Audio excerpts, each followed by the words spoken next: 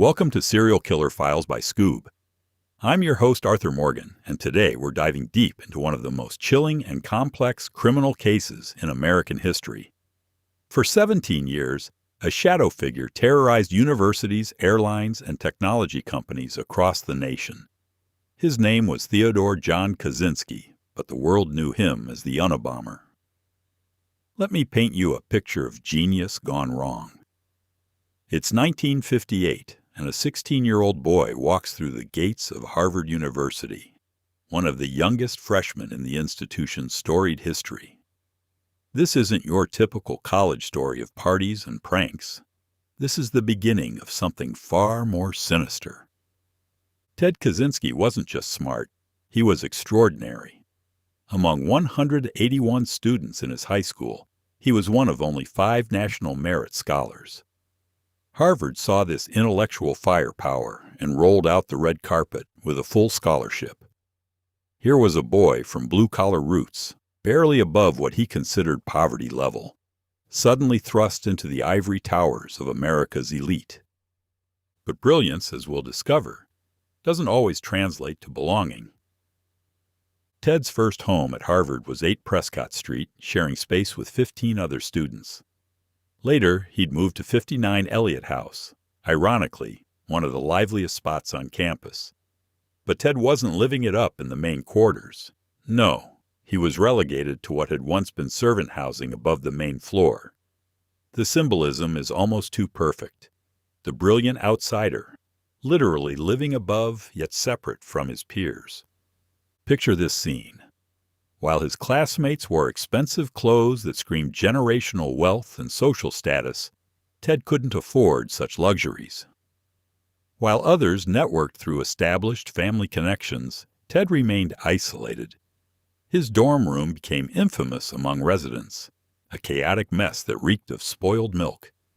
Fellow students noted his hermit-like behavior, how he'd retreat into this foul-smelling sanctuary rather than engage in the shared spaces of college life.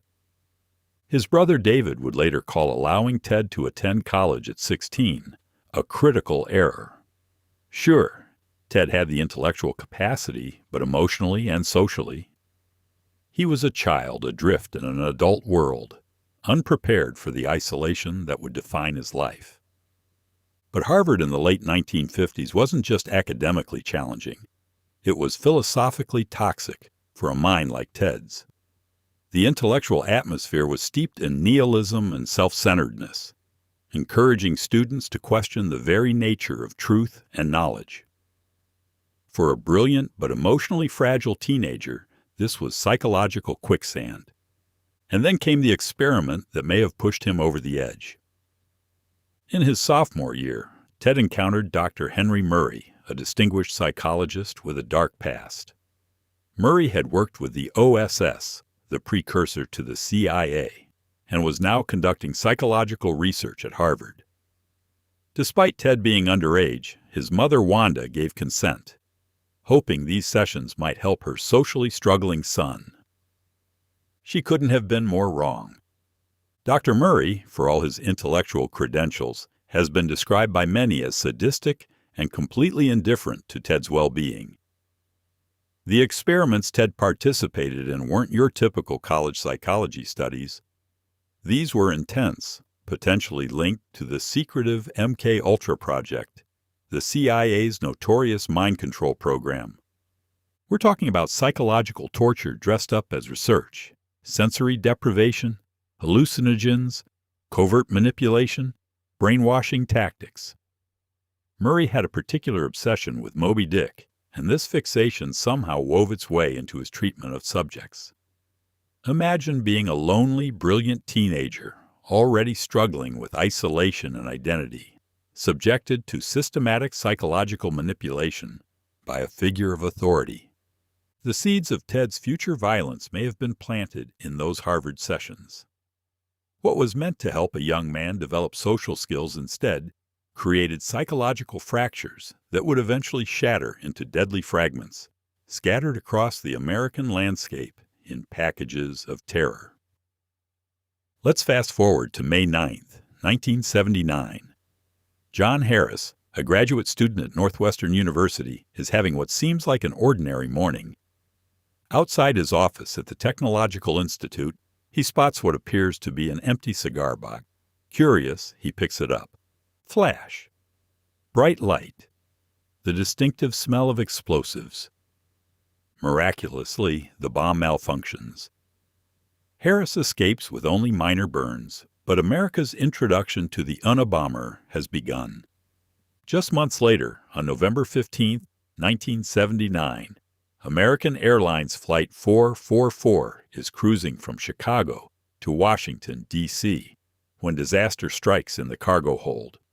A package explodes, triggering a small fire that forces an emergency landing at Dulles Airport.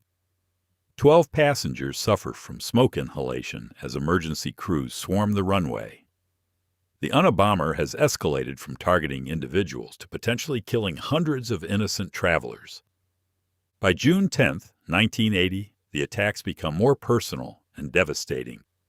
Percy A. Wood, president of United Airlines, is at his Chicago area home when a package explodes, covering much of his body in severe burns. The Unabomber isn't just making statements anymore. He's systematically trying to destroy lives. The University of Utah becomes another hunting ground on October 9, 1981. Robert Lockyer, a maintenance worker, discovers a suspicious package in the School of Business. This time, authorities arrive in time, defusing the bomb in a women's restroom. No one is hurt, but the message is clear. No institution connected to technology is safe. Then comes May 5, 1982, and one of the most heart-wrenching attacks. At Vanderbilt University in Nashville, Secretary Janet Smith opens a package meant for her boss, computer science professor Patrick Fisher, who happens to be away. The explosion leaves her gravely injured, an innocent woman paying the price for her employer's work in technology. As we track these attacks, a chilling pattern emerges. This isn't random violence. It's a calculated war against technology and those who advance it. July 2, 1982. Professor Diogenes Angelikos at UC Berkeley's Corey Hall. He's got expertise in both computer science and electrical engineering, exactly the kind of person the Unabomber wants to eliminate. Angelikos finds a strange device on the floor of a coffee lounge and tries to remove it. The explosion permanently damages his right hand, ending his ability to conduct delicate technical work. May 15, 1985. John Hauser, a U.S. Air Force pilot and graduate student at UC Berkeley, loses 4 fingers from his right hand when a disguised bomb explodes. His dreams of becoming an astronaut are literally blown away in an instant. But the Unabomber isn't always successful in his deadly mission. On June 13, 1985, at Boeing's Auburn, Washington fabrication plant, a sharp-eyed mailroom employee spots a suspicious package on a shelf. His suspicion saves lives as authorities successfully defuse the device. However, the near misses don't last. November 15, 1985. Professor James McConnell at the University of Michigan receives a bomb at his home. Both McConnell and his research assistant, Nick Sweeney, are injured. Sweeney with burns and shrapnel wounds. McConnell with permanent hearing loss. And then comes the first death. December 11, 1985, Sacramento, California. Hugh Scruton, a computer store owner, notices what looks like misplaced lumber near his car. When he bends down to move it, the explosion is instant and fatal. 2 nearby servicemen rush to help, attempting resuscitation, but it's too late. The Unabomber has drawn first blood. The killing doesn't stop. Gary Wright in Salt Lake City, February 20th, 1987, moving what he thinks is road debris in a parking lot. The blast severely injures his wrist, causing permanent nerve damage that will remind him of this moment for the rest of his life. By 1993, the Unabomber has perfected his craft of terror. Charles Epstein, an esteemed geneticist at UC San Francisco, opens a package on June 22nd. The explosion causes internal injuries, hearing loss, and severe damage to his right hand. Just 2 days later, on June 24th, David Golerner, a computer scientist at Yale, suffers a similar fate. A package on his desk detonates, costing him several fingers and permanently damaging his right eye. But the most devastating attacks are yet to come. December 1994. Thomas Mosser, an advertising executive in New Jersey, is at home with his family when he triggers a package bomb. The explosion sends nails into his heart and razor-sharp fragments into his stomach. His family watches in horror as their loved one dies from the Unabomber's most sophisticated device yet. The final attack occurs on April 24, 1995. Gilbert Murray, president of the California Forestry Association, receives a package at the organization's Sacramento headquarters. The explosion is instantaneous and fatal, leaving Murray dead from the force and shrapnel. 17 years, 3 deaths, 23 injuries, countless lives forever changed by fear. The FBI has spent more resources hunting the Unabomber than any criminal in American history, and he remains a ghost. But the Unabomber, or FC as he signs his letters, has one final card to play. In 1995, he makes an unprecedented demand. Publish his 35,000-word manifesto, Industrial Society and Its Future, and he'll stop killing. The FBI faces an impossible choice. Do they give a terrorist a platform for his ideas, or do they risk more innocent deaths? On September 19, 1995, the Washington Post makes the decision that will ultimately lead to the Unabomber's downfall. They publish the manifesto, and it becomes a publishing phenomenon. 1.2 million copies sold in a single day. The document is a methodical, chilling critique of modern technology and industrial society. Unlike his bombs, which were instruments of crude terror, the manifesto reveals a sophisticated, if twisted, intellect. It argues that technology has created a system that controls human behavior, that we've become slaves to our own inventions. He writes with the precision of an academic and the passion of a revolutionary. The manifesto isn't the ranting of a madman. It's a carefully constructed philosophical argument that technology is destroying human freedom and dignity. It predicts a future where humans become obsolete, replaced by machines, or genetically modified into something unrecognizable. But hidden within these pages is something more personal. The voice of that isolated Harvard student, the brilliant mind that felt rejected by the very technological society he now seeks to destroy. What makes the Unabomber's manifesto so disturbing isn't its violence, it's its logic. Stripped of its calls for revolution and destruction, many of its predictions about technology's impact on society have proven remarkably prescient. He warns about surveillance technology, genetic engineering, artificial intelligence, and the psychological effects of social media, years before these became mainstream concerns. He describes how technology creates artificial needs, how it makes humans dependent on systems beyond their control, how it accelerates the pace of life beyond our ability to adapt. This isn't the incoherent babbling of a typical terrorist. This is a systematic critique by someone who understood both mathematics and human nature, someone who could see patterns others missed. But here's where brilliance becomes dangerous. The Unabomber concludes that since the system cannot be reformed, it must be destroyed. And if innocent people die in that destruction, well, that's an acceptable price for humanity's freedom. It's the logic of someone who has removed himself so completely from human connection that other people become abstractions, mathematical variables in an equation of revolution. Imagine receiving a newspaper on September 19, 1995, unfolding it to the manifesto, and slowly, horribly, recognizing your own brother's voice staring back at you. That's what happened to David Kaczynski. The writing style, the philosophical obsessions, the particular way of constructing arguments. David had heard all of this before, in letters from his brother Ted, in conversations over the years. The brilliant brother who had disappeared into the Montana wilderness was the terrorist who had terrorized the nation for 17 years. What do you do when you realize your brother is a killer? David Kaczynski faced an impossible choice: family loyalty or public safety. For months he struggled with the terrible knowledge, hoping he was wrong, looking for any other explanation.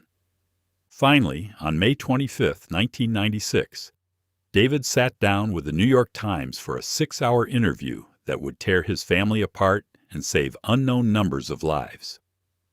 Accompanied by his lawyer, Anthony Bisegli, David explained his agonizing decision. It would be wrong for Ted to face the death penalty under the pretense of justice, David said. He wanted the public to see Ted as a human being, someone who had suffered from severe mental disturbances that had gradually worsened over the years. David described his brother as someone who desperately wanted to love something but couldn't because he felt fundamentally unloved and disrespected. He managed to partition off the part of himself that could kill and maim people, David explained. His conscience and empathy for others had become insurmountable problems, ones he could only solve by shutting out those emotions. But David also knew that his brother's pain didn't justify the terror he had inflicted. Reporting Ted was a matter of respect for human life, both the lives Ted had already taken and the lives he might yet destroy. The tip from David Kaczynski gave the FBI what they needed. On April 3, 1996, federal agents surrounded a small wooden cabin near Lincoln, Montana. Inside, they found Theodore Kaczynski, living like a hermit from another century.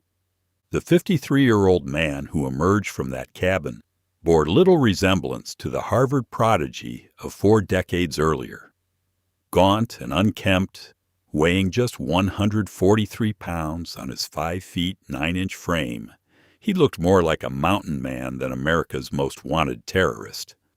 But inside that primitive cabin, agents found the evidence that would seal his fate: bomb components, detailed journals planning attacks, and drafts of the manifesto. The journals were particularly chilling, showing Ted critiquing his own bombs when they failed to cause sufficient damage, promising himself to build more lethal devices for future attacks.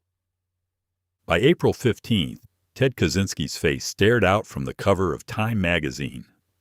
The world finally had a face to match the terror, and somehow it was more disturbing than anyone had imagined. This wasn't a wild-eyed fanatic or hardened criminal. This was a brilliant man who had methodically, coldly, decided that killing strangers was justified by his philosophy.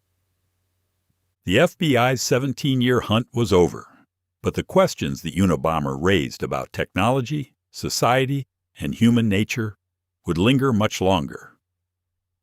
Before we conclude our journey into the Unabomber's world, let's address one of the most persistent myths surrounding the case: the theory that Ted Kaczynski was also the infamous Zodiac killer. It's easy to see why some might connect these two cases. Both involved intelligent killers who taunted authorities with letters and codes.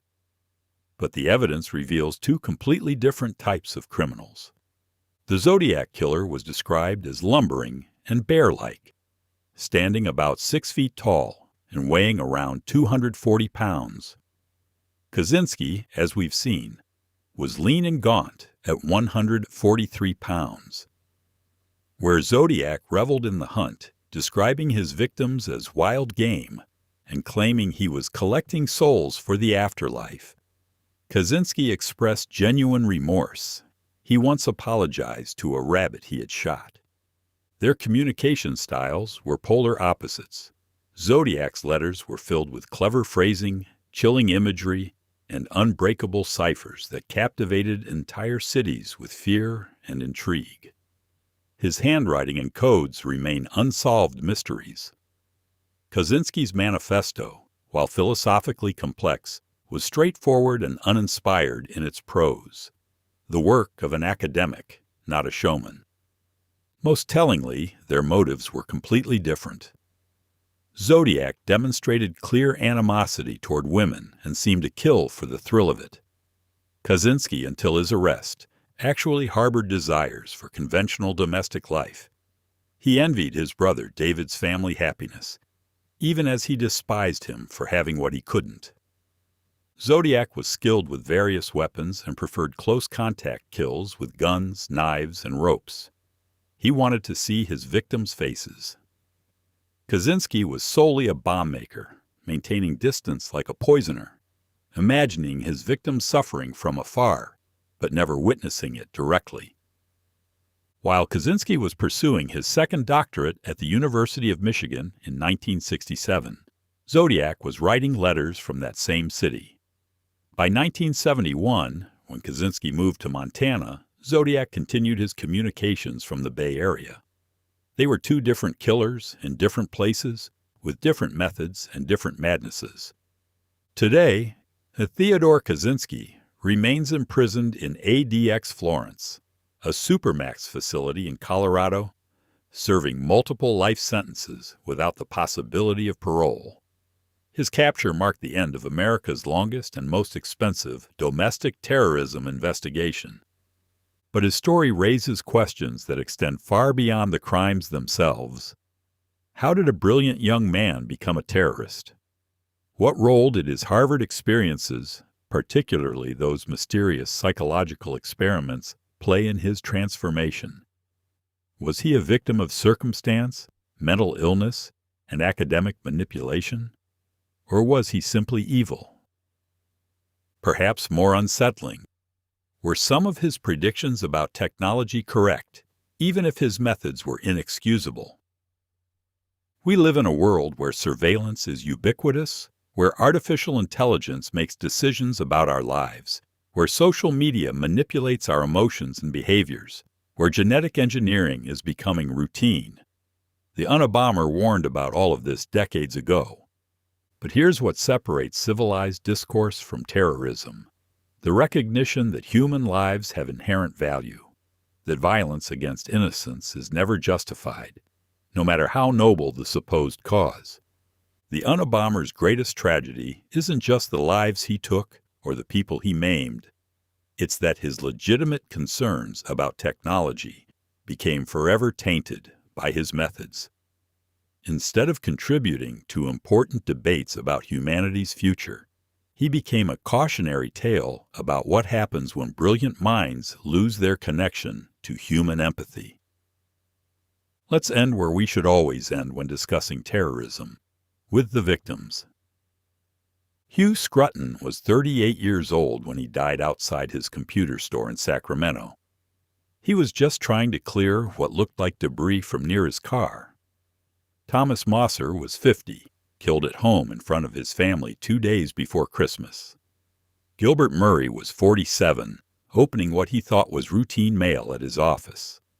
John Harris, the graduate student who survived the first attack, carried the knowledge that he came within a mechanical failure of being the Unabomber's first victim. Janet Smith, the secretary at Vanderbilt, suffered injuries meant for someone else. John Hauser's dreams of space exploration ended with a bomb that cost him 4 fingers. Charles Epstein continued his genetic research despite his injuries. David Gelernter returned to Yale and continued his computer science work, refusing to let terrorism stop the advancement of knowledge. Gary Wright lived with permanent nerve damage. Professor Angelikos never regained full use of his right hand. These weren't abstract symbols of technology.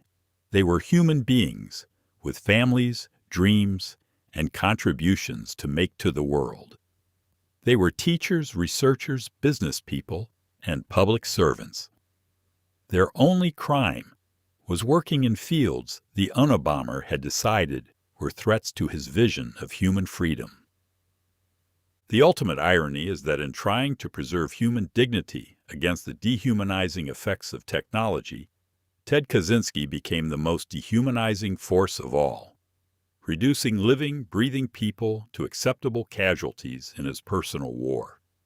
The Unabomber case leaves us with unsettling questions about genius, isolation, and the fragile line between insight and destruction. Ted Kaczynski was seen as a prodigy, a troubled recluse, and a terrorist, perhaps all at once, reminding us that brilliance without empathy can turn dangerous.